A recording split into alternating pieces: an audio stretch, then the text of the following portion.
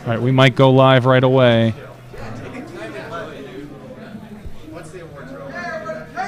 All right.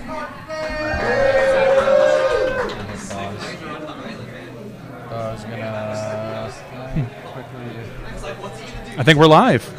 Oh, you think we're live? Are we already live? I think we're live. I was about to change the title. Oh, no. Can we do that? Too little, too late, Terry Miller. Party. I'm going to do this live. So if you're watching us here, Terry Miller, the Disc Golf Guy, along with Johnny V.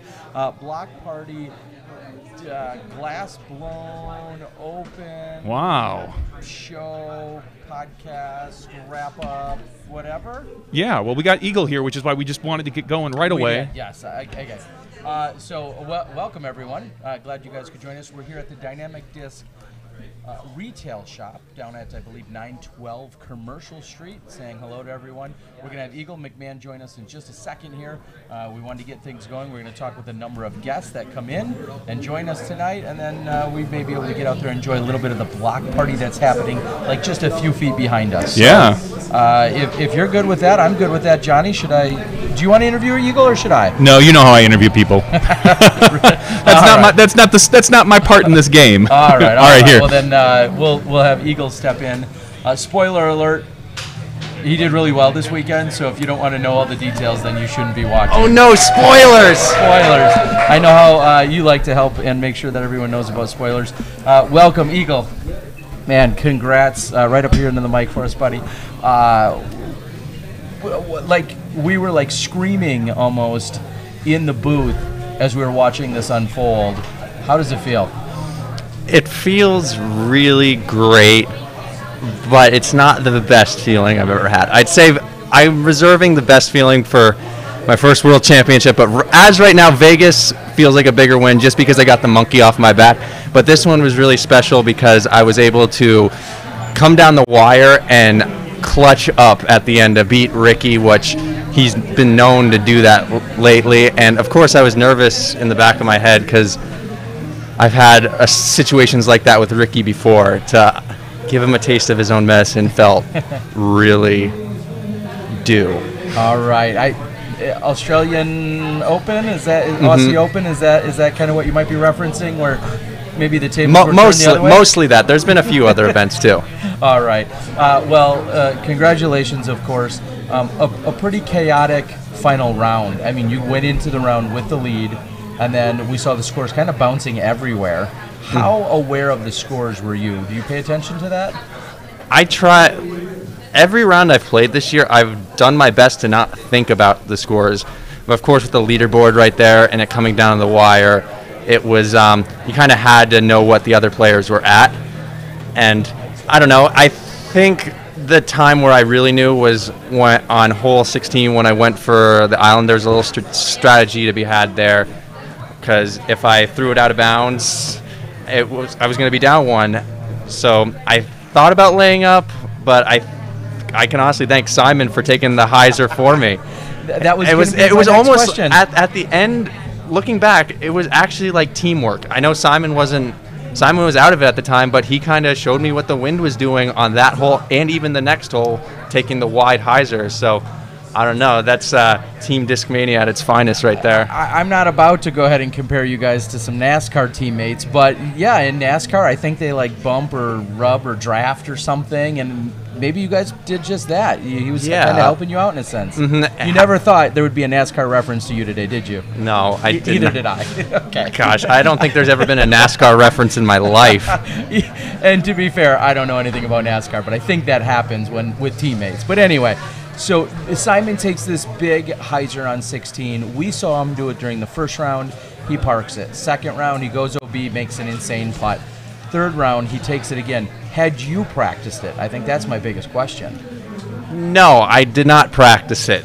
I always have a game plan lately. That's been my new thing. I type it up on my computer before the tournament, and I had the disc I was throwing for every hole, how hard I was on the and I just left that slot open. Says do whatever you feel like, because the wind you never know, because if it's a tailwind, you can think about throwing a mid-range, right to left, you can throw a sidearm, and it just really set up well because there was a left to right wind, and I was throwing an overstable PD2, so basically all I had to do was throw it as hard as I could, high on like a a spike hyzer angle, and it was right there. It's actually a pretty simple shot, but just executing it in that moment was a great feeling.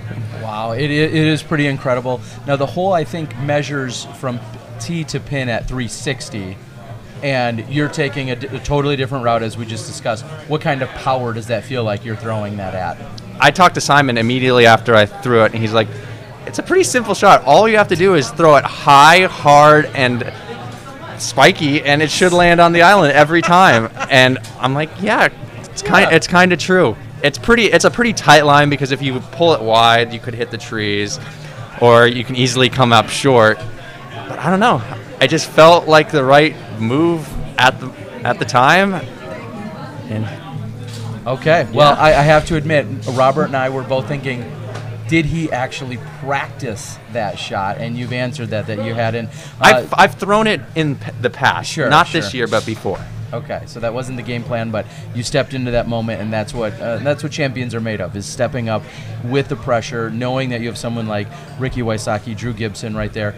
So real quick, we have to touch on, was there any karma that maybe swung your way on hole 16? Is that a fair word? I don't want to talk into it too much, but let's just say the disc golf gods were on my side right there. We'll take it. Disc golf gods on your side.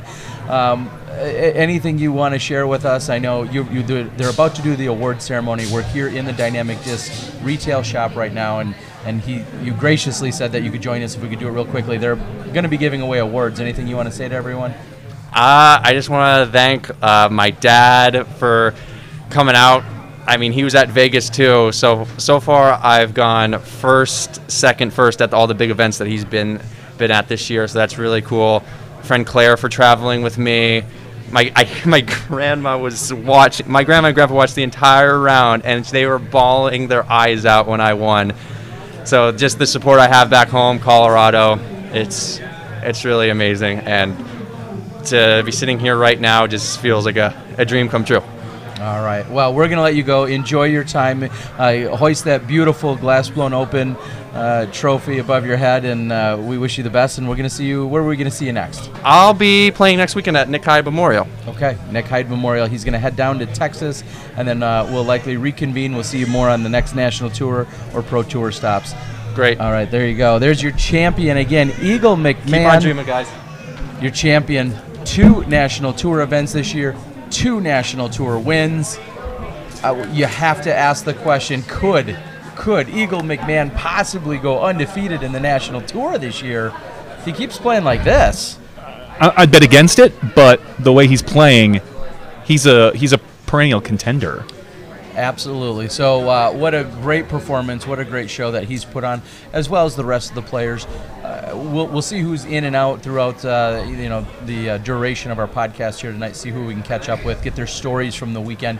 I think there is a story to be said, and it's not to be a hater or I don't need the hate mail sent my way, although I'll give you Robert McCall's address if you have any. But you have to talk about Drew Gibson letting this big event slip through his fingers. He's tied for the lead going into it. We have not seen Drew finish off a big tournament, and here he's in the contention, and when it's all said and done, it gets away from him. Of course, I anticipate Drew to take down many large-scale events within his career. His disc golf career is still relatively young, but this one, Eagle McMahon just simply went after him. Can I pat myself on the back yet? I don't think I called Eagle Simon or Simon Eagle once today. I don't think you did. Holy cow.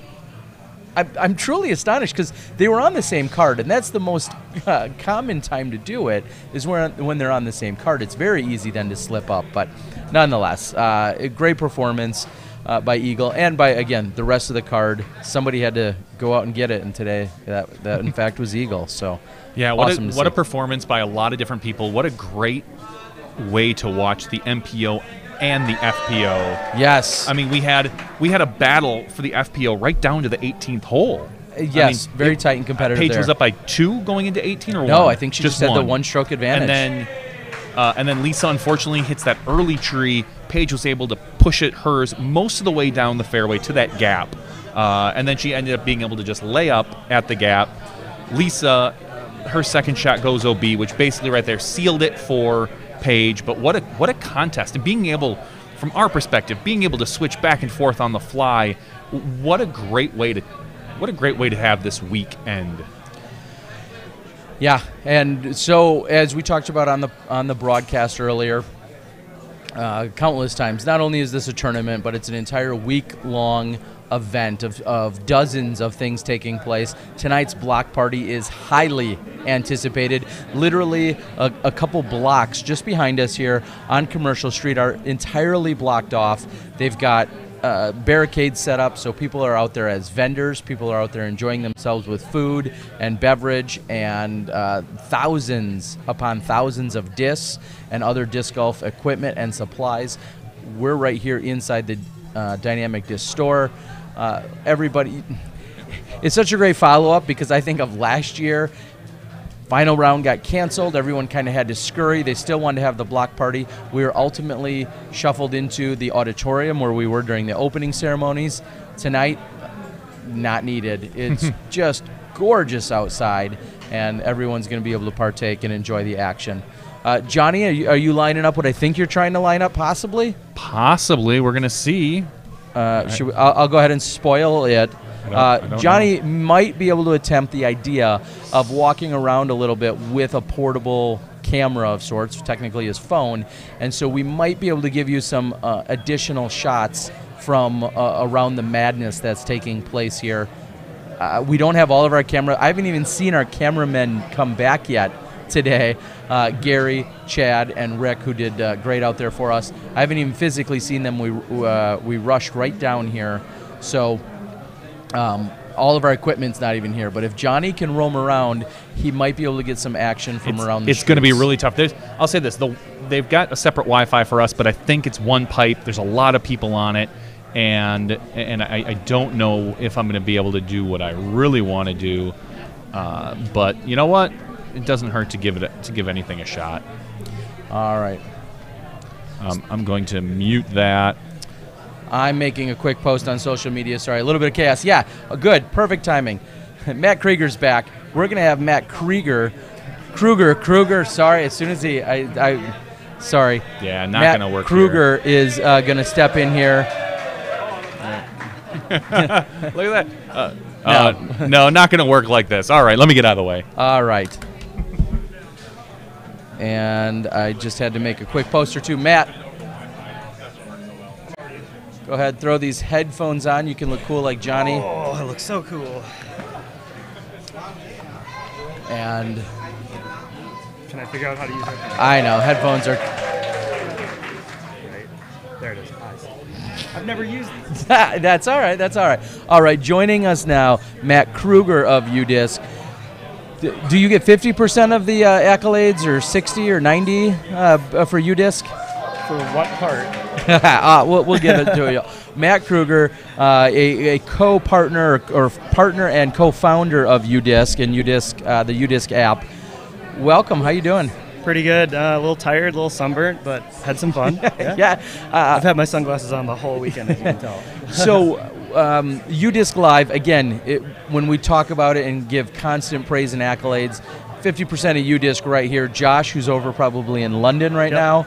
The two of you have programmed and put together the app, and then, of course, UDisc Live for all of us to watch and enjoy and follow along and integrate into our Smashbox broadcast. So, first and foremost, thank you.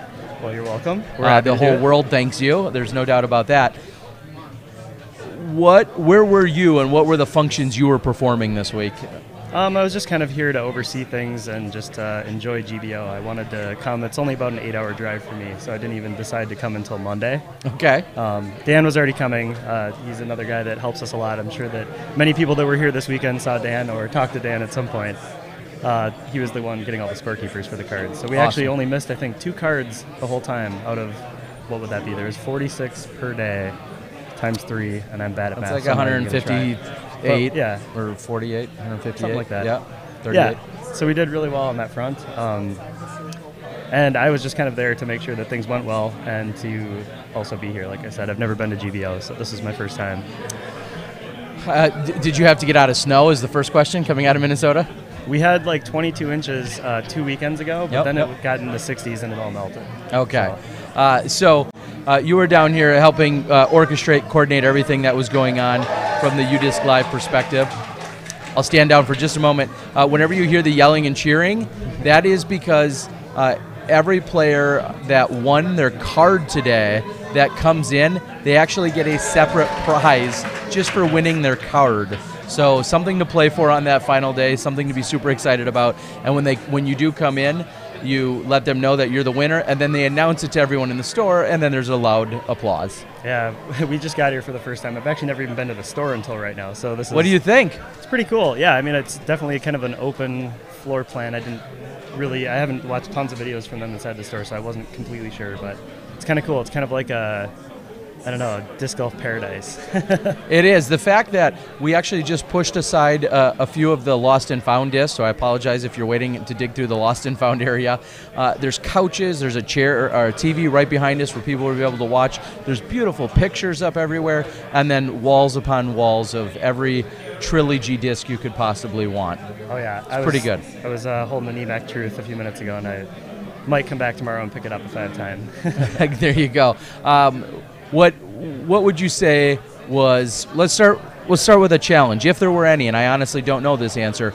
Were there any significant challenges UDisc faced this weekend? I mean, it's a really big tournament. So I think the biggest challenge for us was just that the FPO players played at a different course every day. So they were never at the same course as MPO, and they played 3 different courses, so 1 different course each day. So that required us to have people kind of moving around each day, and then different set of TDs at each course each day. So you have to talk with a lot of people and make sure that it's all going to go smoothly. It's not really too much work. You just have to have everybody able to communicate, and if something goes wrong, you can say, hey, do this really quick, and click a button, and you're good. Yeah, because for the most part, when you go to events, these large-scale events, it's frequently 1 course. Yeah. Sometimes 2, but usually 1. And the men and the women are playing it, and there might be a few separate, different tees. But for the most part, it's always the same. So you guys actually had to plan for 4 separate courses here this weekend. Right. And I mean, like, getting the courses into the system isn't the hard part. It's more just all the logistics with people and, 2 different TDs at every course. It's, 8 different people that we had to make sure we were able to get a hold of and talk to if we needed something. All right, so that might have been a challenge. What would you say some of the biggest successes or accomplishments on the weekend for you guys? During the final round today, I think we definitely broke some records for people looking at stuff. It was a pretty intense round, and Gibson hit that dead center chain out for ace. That was one of the most amazing shots I've ever seen. Yep. I was right there on the tee, and as soon as he threw it, it was in the air for a couple seconds, and Simon just goes ace. And then that wasn't even hyzering yet, like it was still, and then it started to go, and he called it when it was way up in the air. Unbelievable. I couldn't believe it didn't stick, but he hit it really hard. So I mean, wow. And on our end, we actually, our cameramen, usually we have a throw and a catch that are pretty consistent with where they are. Due to the layout of that hole, that's, I think, literally the 1 hole on the course where they swapped roles. Mm-hmm. And so our normal throw cameraman and our catch cameraman were reversed. And so in this case, the guy catching it wasn't as accustomed to the flight as he would be on the throw. Right, yeah. So we didn't see it quite as square as you probably did. But it nonetheless, tremendous shot. It was so beautiful. Wow. He just right out of his hand. And if you've watched Drew play, like when he throws, you hear it. There's this loud snap that comes off his finger. Even that was kind of something cool today. I noticed. When Eagle throws, you almost hear nothing. And when Drew throws, every time, that Drew's throwing. You don't even have to be watching, and you know that it's him. But when he threw that one, it was just typical, snap, and way up in the air, crash. Too bad it didn't stick. I'm going to have to check in with Danny Lindell. I know he's talked before about whether that audible snap is a good or a bad thing. He knows way more about breaking down the discs and the flights than I do, so I'm not going to worry about it. But setting some records, where and congratulations on all of that, of course. Where will people? What's the next really big, large-scale event, National Tour, Pro Tour, where we're going to see UDisc? We've got a pretty busy schedule. Next week we're doing Nick Hyde. So Matt Siri was here, which is kind of cool. I got to talk to him. And then after that, let's see. You're going to test me right now. I'm pretty tired.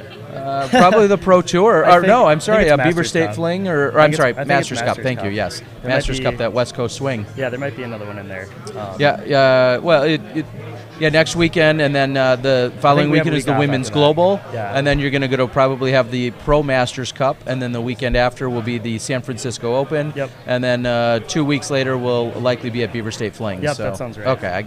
I know there's a couple breaks in there, and it's been so crazy the last few weeks that I haven't really I can only imagine. Gather it all. So one other big thing that I can think about from this weekend, and I didn't get to digest everything, but this weekend, let me get this done. Thank you very much.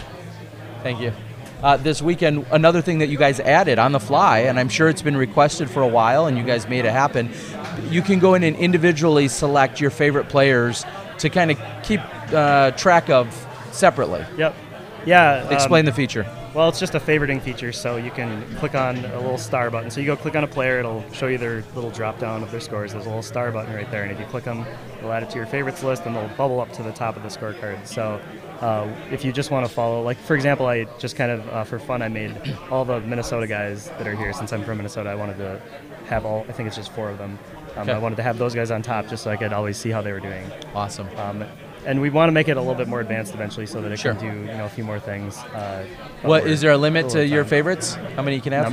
No, there's no limit. No. Okay. And one thing to note, like right now, whatever favorites you set on one computer or phone are not going to be on the other one, so it's kind of on a per device thing. But we're going to make it interesting. We're going to make it a little bit more robust. We added this just overnight. Actually, Josh, I woke up on Friday. Yeah, I woke up on Friday and I was getting to the course. We had to get up at 6 every day and get there. And Josh was like, "Hey, you should call me."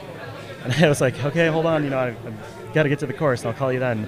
And he's like, "I got to show you something." And I called him up, and he's like, "Hey, go to this URL right now and look at this."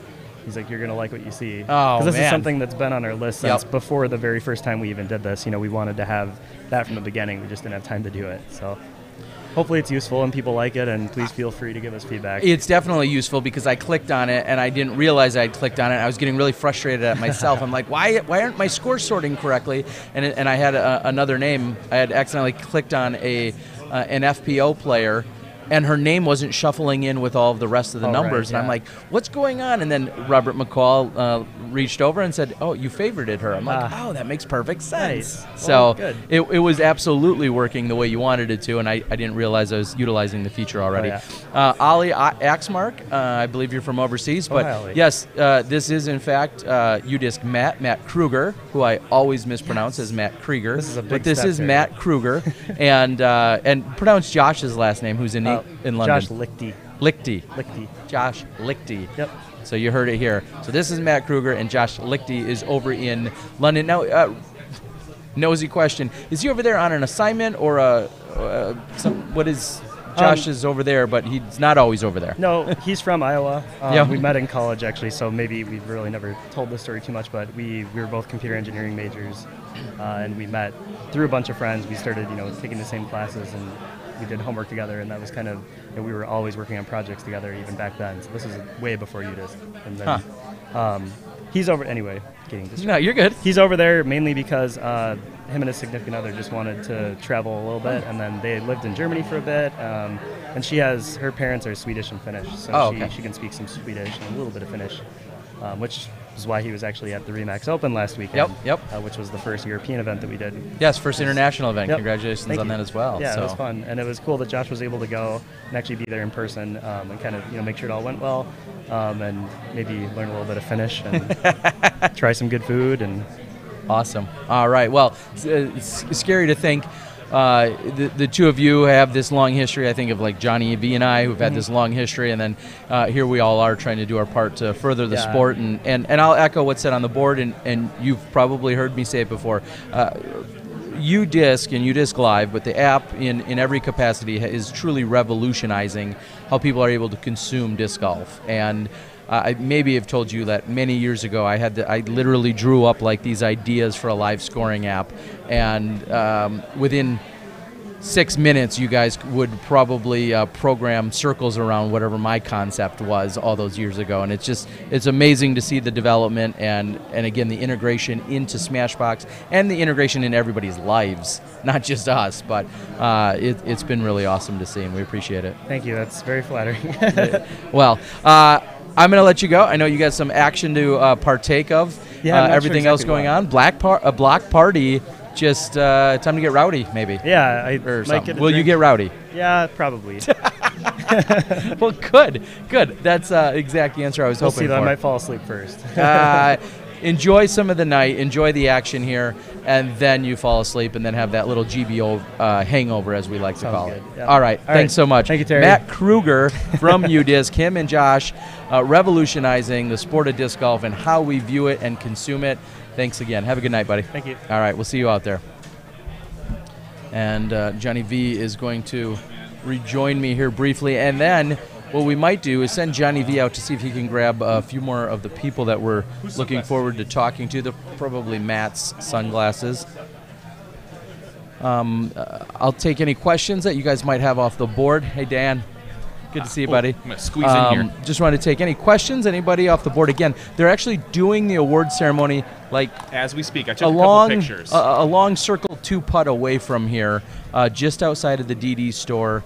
You're going to see plenty of photos, I'm sure, taken by Stu Mullenberg. Mm-hmm. You're going to see some video, probably some drone action at some point out of Bobby Brown. Bobby's got that series he's doing, the Glass Blown Open series, so I'm sure you're going to see a lot of it on there. There was a putting competition. I know the semifinals, I think, were taking place last night at the bonfire, and I believe the finals take place sometime tonight. Did we even talk about what happened last night? At the bonfire? About why we couldn't be on last night? No, but we tried. Yeah, we did try. So last night over at the, I think it's the Lyon County Fairgrounds, we were over there, and the plan was to have a live broadcast from there, as usual, at each night. We had kind of arranged that with Doug Bjerkaas ahead of time. However, upon arriving, we had electricity, we had lights that would have worked. The internet wasn't going to play along with us. We had access to it, and unfortunately it just was not capable of hosting a live stream for us. Yeah, so. we had ValueNet, and we were fairly certain that they bumped up the internet speed, but the local person who has the connect actually puts out the Wi-Fi, we think, restricted it. So it didn't matter how big our pipe was. I talked to Doug Bjerkaas today, and I said, you know what, he wants to hopefully do it next year. And if he does, we just need to get in contact with the local IT guy who takes care of it, so they can give us a connection, and we can get to that bonfire and show everybody what's going on. Yes. So, and to answer a few of the questions that are coming in off the board, the putting competition will not be live. I'm not even sure when it takes place. Usually, it's dark out by the time it's taking place. So there'll be there may be someone from DD that might go live, or if there's not, maybe you may see it from like my Facebook page or something of that nature. But we are not covering it live, so to speak. Again, due to the technology. I'm sorry, I'm trying to read everything else. Mechanical bulls are exotic in Europe. Really? Okay. I don't know if they're as exotic here, but they're a lot of fun. That was taking place a few days ago at Bourbon Cowboy. So we're not going to have any mechanical bulls tonight. And as I described earlier, anytime you hear the cheering and the loud applause, that's because someone who had won their card comes into the store. They get announced for winning their card today during the final round of competition. Everybody cheers, and then they win a prize, a separate prize. So that's what's going on there. Yeah, not working. Just not enough bandwidth. I know it's kind of funny because I did a speed test. I was getting some killer numbers. You did a speed test, got nothing. So you can really tell what's going on. There's a lot of people in this area, and they've got an open Wi-Fi for some of them. So I think they're kind of just congesting everything. And so otherwise, I would have given everybody a nice pan around the store. If you haven't been to the DD store, you got to make sure to get out here. If you're anywhere near Kansas, get to the DD store. There's thousands and thousands of discs here. Almost any mold, color, weight that you want, they have it. Exactly. All Trilogy, all the time. Come on in and get some here at the Dynamic Disc Store. And I believe they also just opened a new Dynamic Disc Store in Arkansas just a couple of weeks ago. So, of course, if you're there, and I know there's a Dynamic Disc Store down in Texas, one or more even. So lots of locations if you're anywhere in this area. Again, I can take any questions that you guys have. Real quick, and I know we'll talk about this a little bit more come Tuesday night's podcast, but a real quick overview of today's actual behind-the-scenes kind of broadcasting situation. Again, Robert McCall and myself in the studio, just a few feet from where Johnny V was actually switching the show. It may have taken us 3 days, but I feel like today we were ultimately really dialed in. Every day got better. The first day we talked about our issue with some cell signal and some other things computer-wise on my side. Day 2, we kind of cleaned all that up where we were getting a good signal, and then day 3, I don't want to gloss over day 2 even. You and Robert worked together to far as maybe, as we said, let the Gulf breathe a little bit. Yep, absolutely. To make sure the commentary. And then today, we really cleaned it up, finalized it. We had you guys had on the course sounds for the first time, so you could actually hear what was going on as opposed to just looking and not being able to hear anything. And I thought it went a really good, smooth show. Just 1 or 2 tiny hiccups that some may notice, some may not, but overall, extremely happy with the week. Save the best for last, or something like that. Yeah, what's better? Disappointing on the first day and kicking butt on the last day, or kicking butt on the first day and disappointing on the last day? No, I think we did it. I think we did it in the right order. I'd rather just kick butt all 3 days. Yes. Few questions from the board. The dude asks, you noticed that I got an invite to the Michigan State Championships. Am I coming? I am not. That was from my time in Kalamazoo a few months ago for that A tier. Unfortunately, nope. So somebody else can have my berth to the Michigan State Championships, which I know is a pretty big deal. I can't make it. I'll be working that weekend. If anyone is listening from GMO, Kevin Reinders, I'm not coming next week. I think I'm signed up. I'm not positive, but I'm heading over to Indiana. Yes, we'll talk about that in a minute as well. Any analysis why Simon didn't win? Why Simon didn't win? Yeah, he went. Could some claim he took unnecessary risks and then that cost him? It's always tough to say why someone didn't win. Was it a specific hole? Because you could point to an OB yesterday where he took what did he take, like a double circle 6 yesterday at one point. Like that. Today, or yesterday he also missed the island. Today he hit the island. I mean, there are strokes everywhere for these guys. Ricky shot the course record, a 1077 rated round. That was at 11. And didn't win. Why didn't Ricky win? I don't know. You shoot the course record, why don't you win? Yeah. Because the day before you didn't do as well. Exactly. So, but this course, you can see there's a lot of complaints out on the internet about the Gulf style of course, how open it is, how there's not a lot of shot shaping. You'd be surprised when you get out here and see it. These guys, especially the ones we showed this particular week, made it look so easy. Hole 18. When we came here, I was talking about, there's 2 holes where you carry water. And you were like, no, there's not. There's absolutely not 2 holes. I said, yeah, there's 16. And I couldn't remember the last one. I was like, 18. You walked up to it, you go, I don't even think about it, because when we watch these guys throw, they're crushing it over the water. I walked up to it and went, it's like 280 to the end of the water, and you want to get at least 310 in order to give yourself a shot up that hill. They make it look so easy. I guarantee you, look at some of the people who played, some of our best players that put up big numbers, and they were not everybody was putting up double-digit numbers. No. So this is not the easiest course in the world. You may think it's boring. You may not like Gulf-style courses. I think there's a spot for every type of course in our tour. You're going to get the more wooded courses and other events. GBO, you're in Kansas. You get what you can get, man. Yeah, and this is a good course. It is, and there's clearly plenty of OB to challenge the players. We kept talking about the number of people that could either stay OB-free or bogey-free, and there were literally only a handful of people that stayed bogey-free for the entire weekend. And even if you stayed bogey-free, you may not have stayed OB-free. So very impressive golf that took place out there. Someone had asked what happened to Paul McBeth. I haven't seen or talked to Paul McBeth. Paul McBeth clearly wasn't on his game to his standards, and Paul McBeth ultimately couldn't pull off the victory. Usually, and I haven't looked at any of the stats. Paul is one of those guys that tends to be aggressive. That can hurt you out here, especially with your distance, because a lot of these shots, you don't want to call them true peninsulas, but they tend to skinny up towards the basket. And if you're going for longer distances or trying to push the boundaries, you're going to go OB. And I don't know if that was his problem, but ultimately, Paul wasn't able to pull it off this weekend like I thought he was going to. Yeah, he had a pretty solid opening round, and then not quite the follow-up that he would have loved to see in rounds 2 and 3. The question, Ollie, yeah, Rick's wondering, we're wondering if Rick should make it into the booth for commentary, and if he looks good enough for the booth. Sorry, Rick, you don't. Luke Hainwall from Wisconsin asks, do you feel the big arms have a clear advantage, or is it possible for a player with less power to compete? No. At this event? Not at this event. At other events, of course. You want to get into a slightly more wooded or more, I would say, a more technical course than this might happen to be. This one, you need to have distance and accuracy.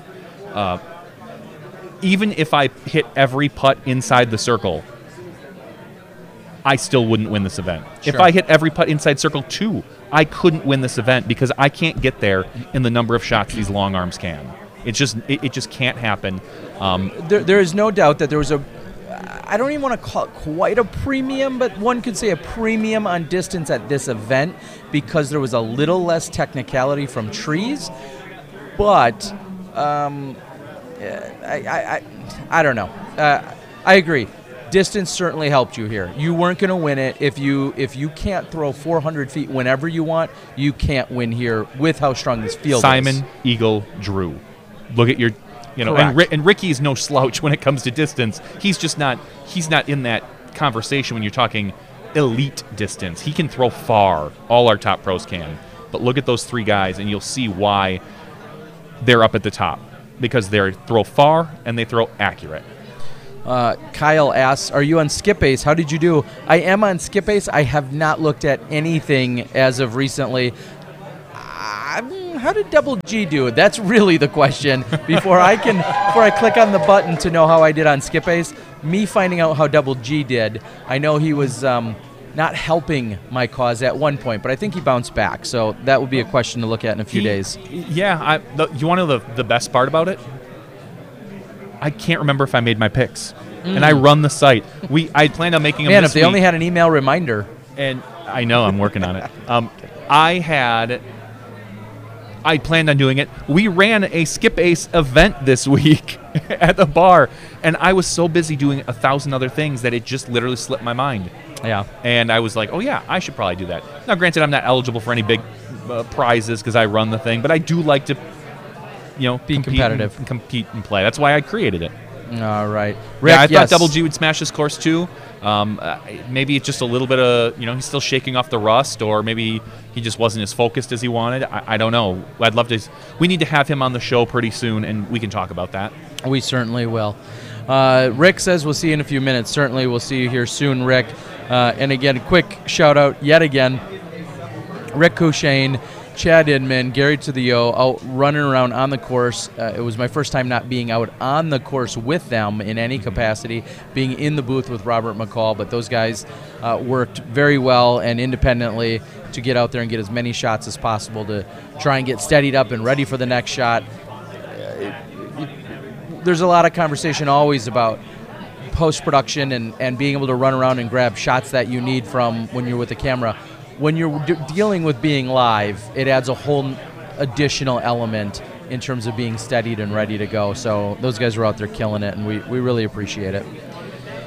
More booth, the dude says. We'll look forward to having more of those conversations in the future. We'll see how things unfold there. Did AJ Risley just fall off at the end, or what? AJ Risley was killing it out there. He was doing really well. So unless he took like a 9 or a 10 on the final hole, it looked like... as I'm saying that, he tied for 9th. I mean, he finished with a 6, though. So as we started talking about him, through 14 holes, he was bogey free and was sitting at 8 under par. So yes, I guess you could say the he last fell off. 4 holes you go 3 over. That's not how you want to finish. That's not how you want to finish Still your event. finishing in the top 10, though. Still tying Nate Sexton, which is, of course, a great accomplishment. Colton Montgomery finishing in 8th. Nate Doss finishing in 7th with a really good final round. Grady Shue in 6th. Kevin Jones in 5th. And then Simon Lizotte in 4th place. Ricky Wysocki, Drew Gibson, of course, tying for 2nd. And Eagle McMahon, your champion. On the FPO side, quickly, before we get to them, some of our female guests later. Paige Pierce, your champion. Lisa Fakis in 2nd. Sarah Holcomb in 3rd. And then Emily Beach and Jessica Weiss ultimately tying for 4th place. So congratulations to them. Zoe and Valerie, Ellen Widboom rounding out a tie for 6th. So 6th, 7th, and 8th. So awesome. Someone says, give us the inside scoop. Is Doss 100%? He played the entire event. I spoke. Yes. I might break Dr. Workout confidentiality laws, but I know Doss. I talked to Seth from Disc Golf Strong, and I know he spent some time with Doss working with his shoulder, strengthening it, doing some build-up. He talked about comparing a lot of Frisbee golfers, disc golfers, to major league pitchers. You would never see a pitcher just go out there after throwing a couple shots and suddenly throw 100 shots. So building up that strength. So I'm assuming that Seth has helped Doss and that this is going to continue. I'll say finishing in 7th, that sounds pretty healthy to me. It does. Considering it was just a couple months ago he had to withdraw from the Memorial Championships, it is very impressive to have Doss come back and finish the way he did. So hats off, Disc Golf Strong. I know Seth Muncie has been doing a ton of work with a lot of our top players and even players who aren't our top players. I know that he's met with a lot of different people, and he continues to help them in a multitude of ways. So yeah, even this week he was doing consultations with people at the gym early yesterday morning. Correct. Chelsea Overstreet had mentioned a few times that you enjoyed the coverage. Thank you, Chelsea. Thank you so much for watching along with us and partaking in the action all week. Get that Emily girl. If Emily's around. Again, tonight's going to be a little hit or miss as some players are starting to celebrate, but also getting their awards. Some people are cutting out of town depending on their drive. So we'll get a number of couple of players in here for a few moments. Oh my goodness. Speaking of players, speaking of people we just spoke to. Wow. We literally were saying your name. We were just talking about you. Wait, before we step up, can anybody guess who we're about to talk to? Yes. Take a guess. Take a wild guess. We were just talking about this particular person. The shirt that is being worn is not something I've seen before out of this. That's true. Out of this. Someone's got some style suddenly. One way or another. Double G is a great. Luke Amel nails it. It's the Disc Golf Boy. All right. We're going to have... I get to sign. Ooh, nice. I think we're going to have AJ just step in for a few moments. He gave us all the inside scoop a few days ago when we were at the Bourbon Cowboy. Then he rode the Mechanical Bull for an hour, and now here he is finishing up strong. Do you want me to sign this? Oh, he does want me to sign it. Well, you have to sit down if you want him to sign. All right. I'm going to sign a disc for AJ Risley here. Oh, we got the clone on. There you go. Wow. For a moment here. I'm not chewing gum right now. No, not chewing. Should we get you a pack or two? Yeah, you probably should. AJ Risley, the Disc Golf Boy. Well, first of all, this is AJ Risley's tour support disc. It is a dynamic disc hybrid Warden. Hybrid Warden. Yes, sir. So if you need one of those, that's what they look like. It will not come with all of those signatures. But this is what it looks like. So if you'd like to help support AJ Risley, please do so. This one will be up it'll be in the raffle next week or the week. Yeah, next week at the challenge at Goat Hill in Oceanside, California. Wow. All right. So out in California. What was I going to say? Okay, a couple comments on the shirt because I heard what you said. Yeah. They were compliments. So I just want to say you've never seen this out of me. Oh, I was averaging like 10:30 something, so I had to keep up the average. And maybe you've never seen a shirt like this on me before because I'm pretty sure that was my best tournament ever. As far as ratings go. And did Johnny say that there was a hint of cologne as well that accompanies this? Wow. AJ Risley's on the prowl, ladies and gentlemen. Watch out, Kansas. Disc Golf Boys here. The whole state. It starts in Emporia, and it only gets grander from there. Oh, there we are. There we are. Yeah, 1070 rated shirt, Mr. Shaggy says. Can they... All right, so we'll get you in and out relatively quickly here, but yeah, sure. Great round going. I Thank you. full-blown jinxed you in the booth. You were one of a handful of people that were going bogey-free. Yeah. We commented about the bogey-free, which is Right. awesome to see. Oh, and I heard you too because I had my headphones in and I Yeah, was you just were watching, I was listening understandably. to you and Robert the whole day, and as soon as you said that, I was like, "Oh no, they're watching!" Oh. So, unfortunately, though, you go 3 up in your last 4 holes. Right. You have a bogey and a double in there. Still, an amazing performance, and in fact, your highest national tour finish. Yeah, that was my first top 10 finish at an NT, and Damn! yeah. DG boy, getting it done. How's that feel? Let's see this. It feels Let's good. see this. I'm gonna sniff your. Oh yeah, that's a top 10 finish at the GBO. And oh my gosh, Right? SmashBox exclusive. Exclusive. Earning his way into the USDGC is Boom goes the dynamite.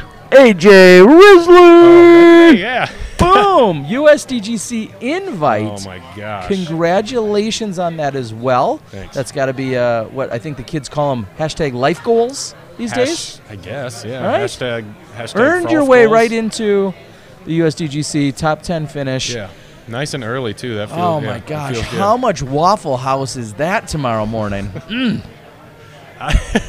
Num num. I don't know. I was talking to who was I talking? The Waffle House I think headquarters? I was talking. Yeah, right. They're like, pay me, Pay me. at Waffle I was House. talking to Steve Hill a couple days ago about that, and yeah, there's none here. The only ones in between. I'm going home next to San Diego. The only ones in between here and San Diego.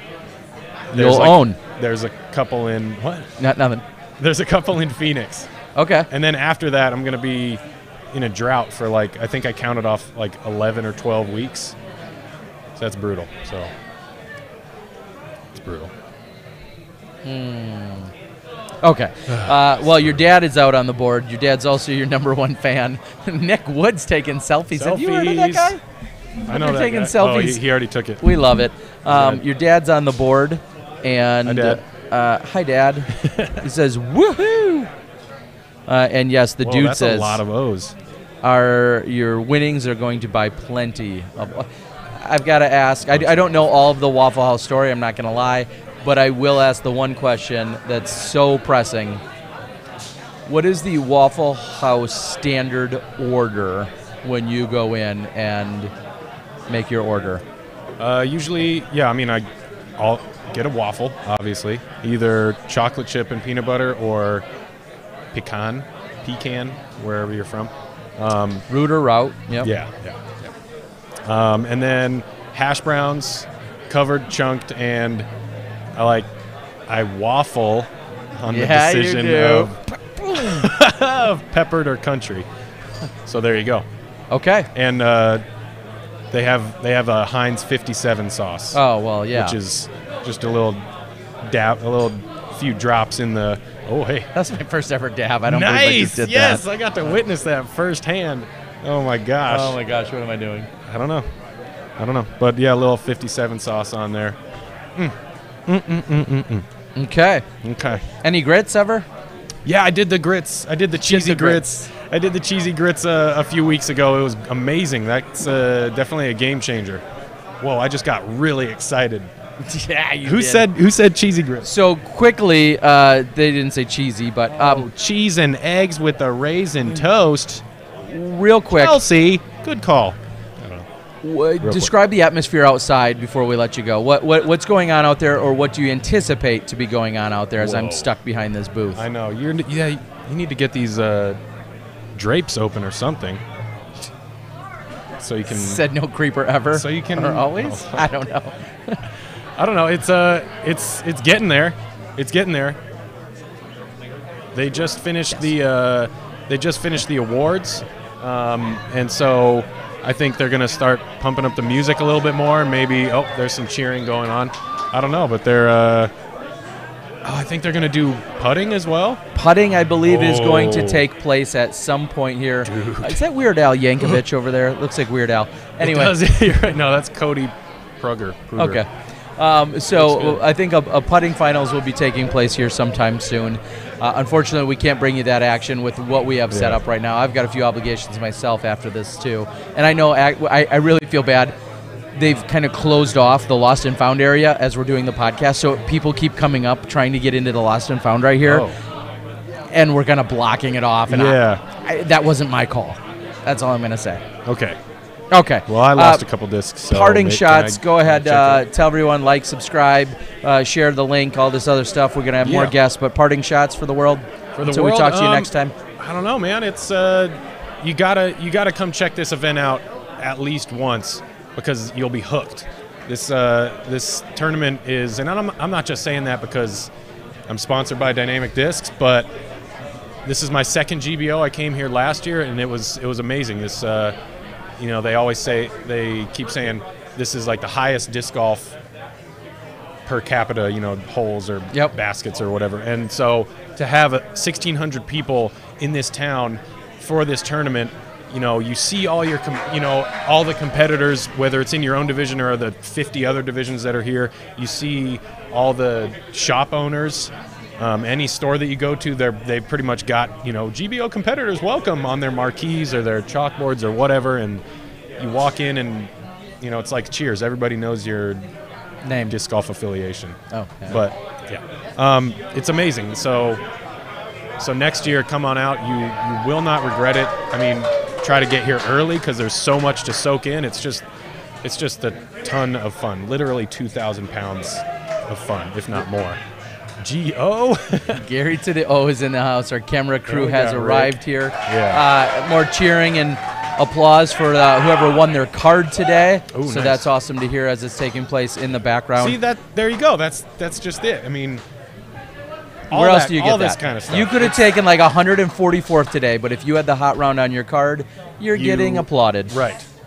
So the last parting question, you just mentioned Cheers in a reference to them.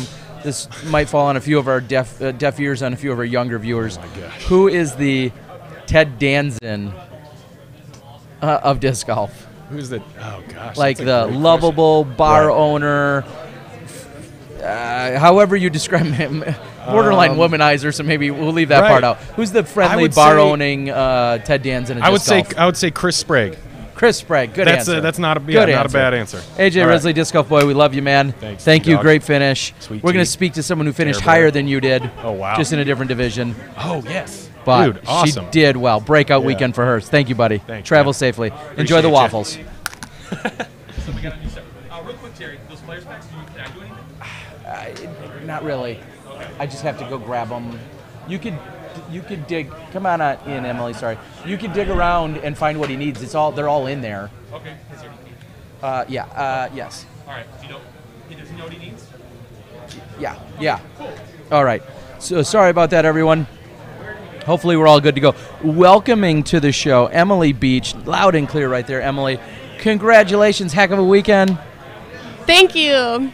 It's surreal. We have to start with one of those holes out there. You busted out a right-handed backhand drive. Come on, tell us what's going on. Well, I'm left-handed and broke my left hand like 2.5 years ago and didn't want to stop playing disc golf, so I decided to force myself to play right-handed. Okay. And so, I just played a couple tournaments right-handed and that's what happened. I don't know. I got used to it. I liked it. I liked that I had that option. How comfortable would you say you are when it comes to throwing right-handed? I mean, here you are on a lead card in a national tour, and no big deal? No. Well, yeah, of course, but I don't know. Okay. No, I think all of us in the while we were doing the broadcast were like, wait, what? No, are we seeing this correctly? And sure enough, we were. So break down your round a little bit for us today. How did it feel? We'll start right on hole one, and we're not going to go through all 18. I won't keep you that long. But break down, how did you feel stepping up to the tee on hole number one today? So nervous. Just nerves and jitters. I was shaking a little bit. Yeah, it was just like a dream, really. Does it help that hole 1, just by the nature of hole 1 at Peter Pan, somewhat favors a lefty? I mean, if you're trying to basically throw it straight with a little bit of finish, so it's kind of a natural hyzer for you to some degree. Does that help at all? Yes. Okay. Because if you had to like flex a big turnover or something, that might have made you a little bit more nervous. Oh yeah, definitely. So great hole to start on. Paige Pierce, Sarah Hokum, Lisa Fakis. You're talking about 5 world championship titles on that card. Lisa will likely get hers at some point as well. That's pretty elite company to be in. Oh yeah, little nerve-wracking. It's an honor to be on a card with them. Absolutely. What did you feel like went really well for you while you were out there today? Anything in particular that you're like, I really had this? Drives off the tee were pretty decent. A couple of them I wasn't able to capitalize, but that's okay. Okay, so your driving was on. Let's talk about one of the drives that the whole world saw to the Peninsula Green. Is that hole 12 to the Peninsula? 7, 8, 10, 12? I think 12-ish, 11, 12. Yeah, doesn't matter. know. To the Peninsula, we're talking about laying up and who should be doing what or what we think they're going to be doing and forehand being such a crazy shot and if you're a lot of the forehands we thought, okay, that's a committed layup, and we're barely done spitting that out, and here comes your left-handed drive and bam, hits the pin. And then it stops for you. How relieved were you? Oh yeah, I ripped that a little bit. I thought that was way past, and luckily my form was correct. And good thing the pole got in the way, right? Yeah, that's nice. How did this course compare to some of the previous 2 courses that you played? How did you feel in terms of your comfort level on this particular course today? Well, I felt comfortable going into it. I remembered, I've only practiced it a couple of times, but I remembered lefty-friendly shots and things of that nature and a couple of bomber holes, and that's sort of a strength of mine. Okay. And so I felt really good about that. I felt great about that course, and all the courses, really. I was able to play conservatively at the first round and break it out a little bit at Jones East and try to end on a lefty course. Awesome. No, it works out really well. For those who haven't seen you here on our lead cards or feature cards before, where are you from and how old are you? I currently live in Cedar Rapids, Iowa. I'm originally from Ninnekah, Oklahoma, and I'm 19. 19. That's awesome. And give everyone a little bit of background or history regarding your play and your involvement with disc golf. Well, my dad, Frank Beach, he's been playing for over 30 years. So I've been around the disc golf life, my entire life, basically. Growing up, I played different sports like basketball and softball. So I didn't really feel like playing disc golf until I was about 13 or 14. Okay. And that's when I really got into it. Some of the local women were really encouraging to me, and they just took it from there. Yeah, they wanted me to play, and so I finally just stopped being scared to get up on the tee and throw up at people. And here we are, and you're on the lead card. Will we see, I think that has to be the number one question is, will we see more of you on the big scale? Or is this more of a regional event, that's why we saw you? Or are we going to see you touring and playing some of the bigger events more? Well, maybe a couple more this year, but not really touring. Okay. But hopefully next year. I really want to make it happen next year to where I can tour full time. Okay, that's in the works, so to speak. So one of your major accomplishments, besides just being on this final card and holding your own, finishing ultimately in a tie for 4th with Jessica Weiss, I believe is what I saw. You held your own, and again, that's an accomplishment in itself. I mean, there's times where some people get to that position and then the pressure, they succumb to it. So you did all of that really well. But you also managed to get the best of some previous world champions and one of the largest, most stacked FPO field we've ever seen. It's not like you went to a C tier that had 40 local women, not to take anything away, but you were here against the best of the best, one of the deepest and best fields that we've ever seen. How good does that feel? I don't even know. It's just an honor. I mean, to even compete here and play these courses against these women, it's just so amazing. I don't know. Okay, so here's a follow-up to that, and maybe this will point me in one direction or another. Do you feel like you played your best golf, or do you have more in store? This feels like my best golf. Okay. Yes, definitely. Okay. Yep. Without a doubt. I mean, do you feel like, I left it, I left a bunch out there, or do you feel like you really performed near your peak all weekend yeah. Oh, of course I left a few out there, but no, I feel really great about this tournament, about my performance. Okay. All right. What are you rated? 874. And did you, please tell me, what was your average for the weekend, do you know? In terms of your three rounds, do you know? 951. Average. Yeah. Wow. That's some damn good golf. Feels good. I don't need to tell you, good. right? Yeah, you know. All right. Well, is there anything you'd like to say? Some people have asked if you're sponsored. I think I know that answer, but tell everyone, sponsors, people you'd like to thank. Anyone else out there before I let you go?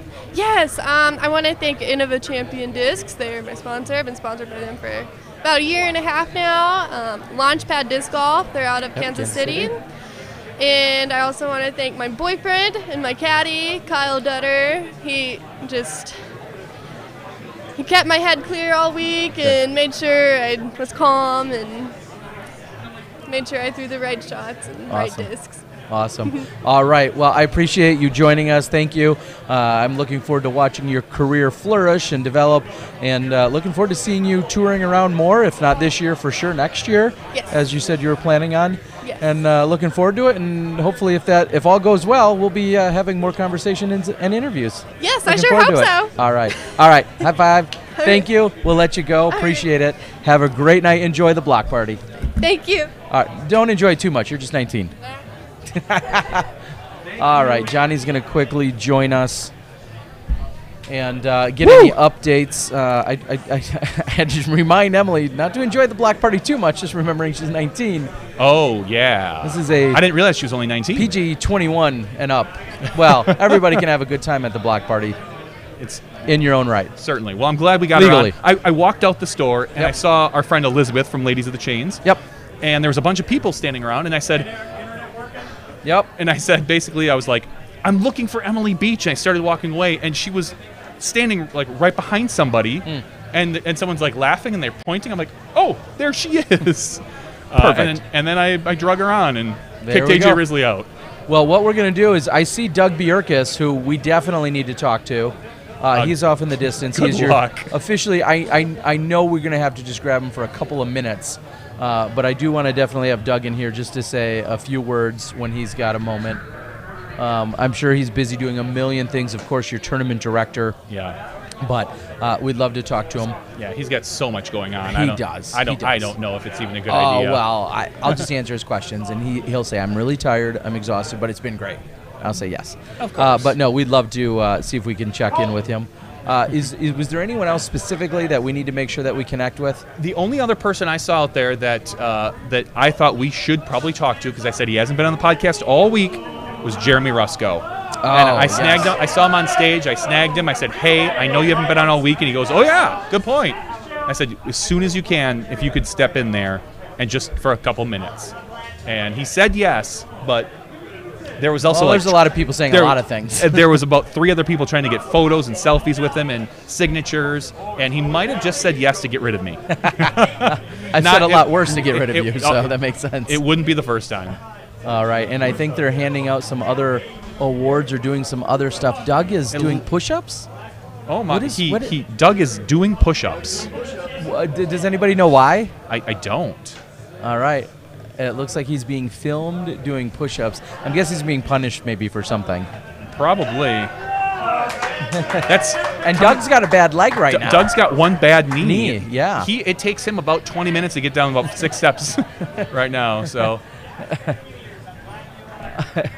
I see Colton Montgomery also off in a distance. He's got a pretty significant paycheck that he gets to collect as well. So, should I try to wrangle Doug? Yeah, let's get Doug in here. All right, I'll try to wrangle him. We'll see what happens. You get our final guest or two, and then we'll be able to wrap things up after that. Just for, we talked about him. We talked about the push-ups.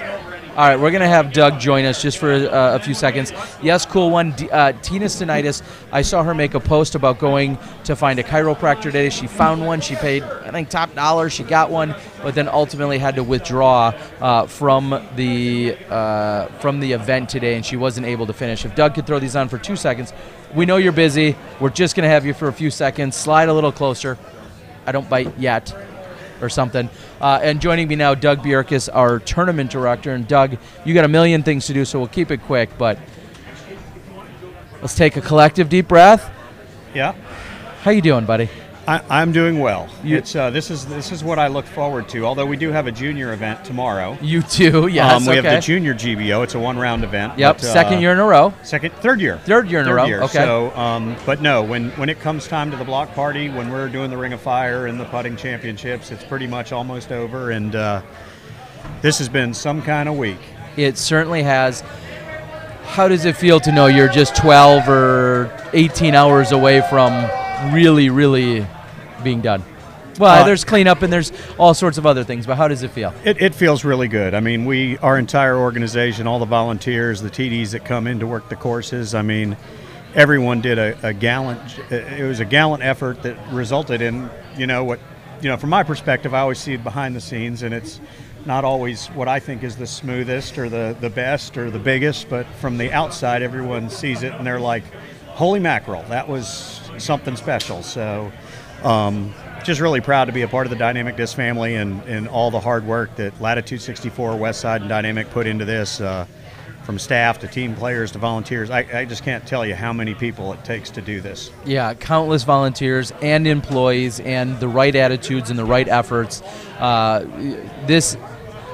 think about, we talk about Dynamic Disc family or the Trilogy family. This is truly a family based organization for yourself. Your wife is here, your daughter is here, all DD employees, yourself. Yeah. That's how exciting is that? It's cool. Noemi, my beautiful wife, who I think finished tied for 5th in the FA 40 division, which, as far as I'm concerned, may be the most important division at the Glass Clone Open. It is, yes.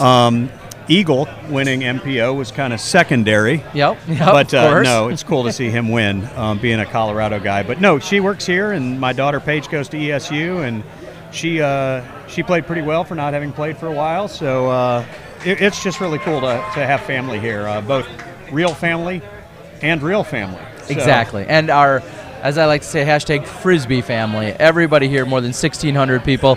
I know you got a million things to do, and we got Jeremy Rusko also in the green room, our virtual green room here. Anything you'd like to say to the world, everyone out there that's watching live or later? Yeah, well, thanks for coming out. Thanks for everybody that watched this event. If you haven't come to Emporia for an event, we really encourage you to come. It is a unique experience. I've been to a lot of great tournaments all over the country, and this one is definitely special, and you've got the opportunity to come to Emporia for the Junior Worlds in July.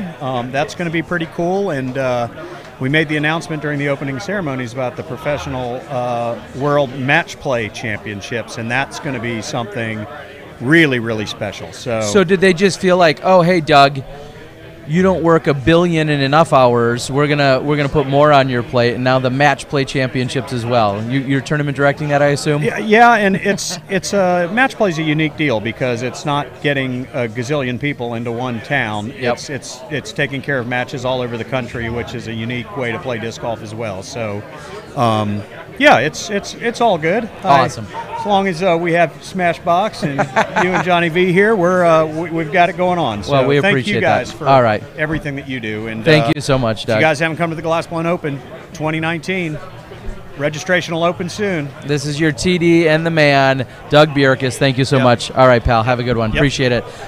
Chesley, they got it right this time, says, you all have the best tournament, Doug, and we totally agree with that, as we've been talking about throughout the entire week. And I believe in just a moment we're going to have the CEO of Dynamic Disc. We're going to have Jeremy Rusko joining us.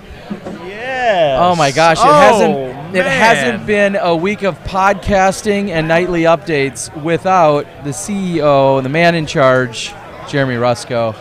How are you doing, buddy? Wow. What a week. And Talk Doug about- tells us it's not even done yet. There's junior play tomorrow. There's block party tonight. Actually, Doug was wondering if you'd be able to take over the junior event tomorrow. He's I got nothing going on. Sure.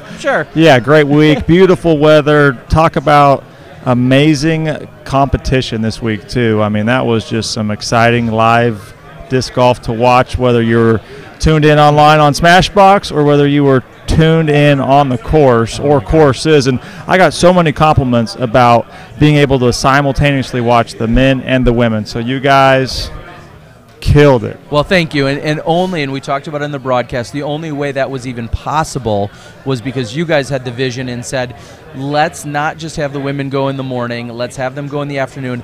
And Paige taps in her final putt and then says to the gallery that was out there, thank you guys for coming out and watching us as well. It was as fierce of competition over on the women's side. Yes. Paige Pierce, battling, I think, some putting struggles throughout the week. Rebecca Cox jumping up into the action. Emily Beach getting in on it. Sarah Holcomb and Lisa Fakis making their charges. It was exciting to watch on every single level. And then, like you said, over at the Country Club, more than enough drama. And Eagle McMahon, the newest Glass Blown Open men's champion. Yeah, he's got his game dialed in right now. He's focused, and this competition at the top level is just incredible.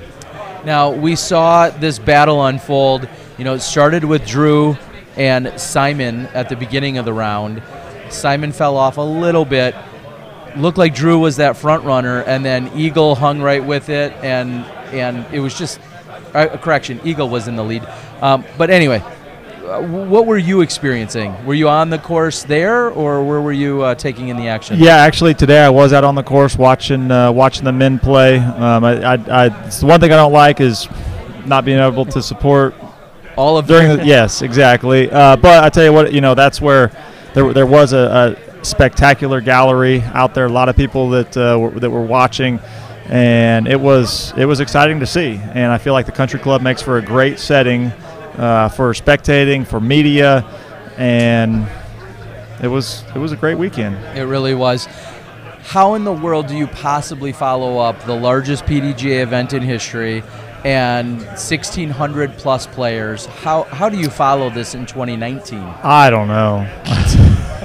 We're gonna That's take for you to figure out. We're gonna right? take Doug to the hospital on Monday. We're gonna get his knee checked out. We're gonna make sure his heart's still beating at the right pace. I don't know. This is without a doubt a lot of It's okay. It's okay. a lot of people in town, a lot of players, and there's a part of me that thinks that this was a really good number, and maybe more isn't the right number, but at the same time, if more people want to come, we always try to find a way to accommodate more people coming to Emporia and experiencing disc golf in Emporia and the Glass Blown Open. So we've got a couple ideas on court, not ideas, but we've got plans. We just got to make them happen and get the proper permissions, I guess you can say, and who knows, we're always working on something.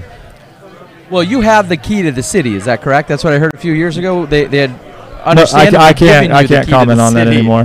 If they haven't, they should. Talking about numbers, ultimately 1,600. There were still people on the waiting list. You guys sold out essentially every single bed and hotel room in the area. People were staying at Airbnbs. People were staying outside of town. Hundreds of people having to camp. Yep. All you need now, and you can take this idea and make it happen. I'll buy into it. You need the Dynamic Disc Hotel. Going in right across the street. No, not really. There is a hotel going in across the street. It's going to be 4 floors, 44 rooms. I think we're going to see if we can get it to be like a 5th floor. Maybe we get the 5th floor. DD. And yeah, exactly. So yeah, it's an amazing week for our community, and that's the thing that makes this event so special is going into a business and the staff at most of the businesses know that the disc golf event is happening because this is their best week of business out of an entire year. I heard that from so many different business owners, just how thankful and appreciative they are of our event, of the disc golfers that are coming into town, that are spending money, and it's absolutely making a difference. And that's obviously how you continue to grow a disc golf scene is by making a difference financially, economic impact for the community, and we're just thrilled to have everybody come here and take a week or more of vacation, make the commitment, and treat this as though it were Disc Golf Disneyland. Well, it is. Now you just need well, you kind of have like a monorail running around in the Brickyard 20 shuttle bus. That's like a monorail. Yeah, pretty much. Pretty much, same thing. It's the Emporia monorail. Let's just rebrand it to that. I think yeah. All right. How'd you guys do? Great week? We had a great week. Again, hats off to all of our cameramen, Rick and Chad and Gary, who were out there on the course. Robert McCall, who joined me. The use, I told Bobby Brown, we were honored to be able to use the Disc Golf Answer Man studios right there at the distribution center. And, as you probably knew, we started out with a par, I'd say, during the first day. And the next day, we definitely got under par. And then today, we shot one of our highest-rated rounds in terms of the broadcast. Record numbers in terms of people tuning in. Awesome. Watching the men and the women. Robert McCall and myself having a great time in the booth. Our cameramen on point. Just everything clicked and went really well for us today. And we're glad we could rise to the occasion as best as we could as well. And then... admittedly so, I enjoy myself here as well. There's a lot of events I go, and it's work every second, every moment we're here. And at this event, we put in plenty of work, but we also get to enjoy ourselves. And that's why Johnny V invited himself along this year to be in attendance. Well, we're thrilled to have Johnny V. How awesome was last night's bonfire? It was great. Let's clarify. You guys had to move it because it was such a massive event. But let's clarify quickly.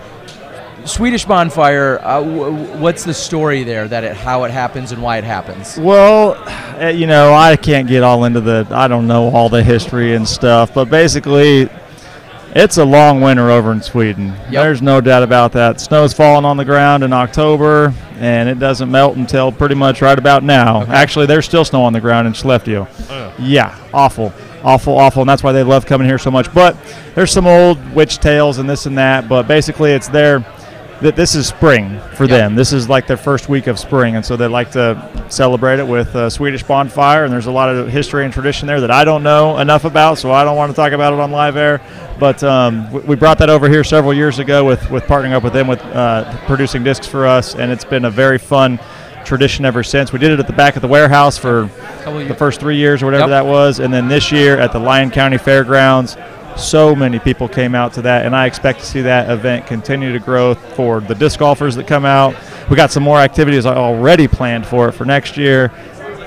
It's great stuff. Yeah, there was Glow Mini Golf going on, and there was the putting semifinals was going on. Tons of stuff going on out there. That event will only grow and get bigger. All right. Look at this place. Are you kidding me? And I'll be the first to admit, some people are giving us the death stare because we're in the lost and found retrieval area, and they're waiting for the podcast to be done because they want to get to the lost and found. Thanks for tuning into Smashbox. So thanks we're gonna to Terry, wrap Johnny B, the entire crew. Oh my goodness, what a week in Emporia. If you haven't came to see us, make sure you come and see us. If you haven't booked your Glass Blown Open hotels for next year, we got good weather, so I think maybe it's going to stay on the same weekend. If we got bad weather, it was going to be 3 strikes, we're out. I think we're in for like 3 or 4 more good years. So you guys rock. Thank you all for spectating, tuning in online. Record numbers, that's obviously something that continues to be an important thing for all of us to see and talk about. So you guys are awesome. All right, buddy. Thank you so much. Let's get a celebratory beverage a little later. I'm getting one right now. Oh, okay. He gets to get one now. All right. My first one today. Yeah, his first. Of the week, I think. He's had no others this week, so that's great. All right, we're going to wrap things up here relatively quickly. Again, we're getting the death stare from everyone because they want to get to the lost and found action, and understandably so. It's been great. I could interview for the next 12 hours with the people here, but the chaos is overwhelming. And people are pouring into here. We're going to go check out the vendors. Lost Discs are here. And enjoy the food, all of that other good stuff. Johnny V will get up. Actually, Rick right now is going to do us a quick favor. We're going to sign off, myself and Johnny V. And as we're talking and signing off, Rick will give some slow pans of the entire madness and chaos that's going in. If all of a sudden the video loses, well, then you know something came disconnected. So thank you guys so much for everything you're doing. Again, Rick's going to give you guys a pan. We're going to see you on Tuesday night for the podcast as always.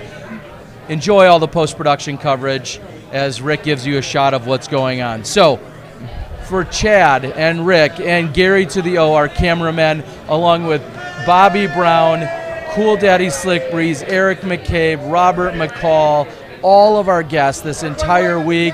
Everybody should be waving. Look at that. Thank you guys so much. I see Kobe Geis. It's been an amazing week here. You'll see some live action come maybe from Facebook or Instagram. Stay tuned. We appreciate it. We love you guys at SmashBoxxTV. For Johnny V and Terry Miller, the Disc Golf Guy, that is your 2018 Glass Blown Open presented by Dynamic Discs. We'll see you next time when you step inside the Glass Blown Open Smashbox.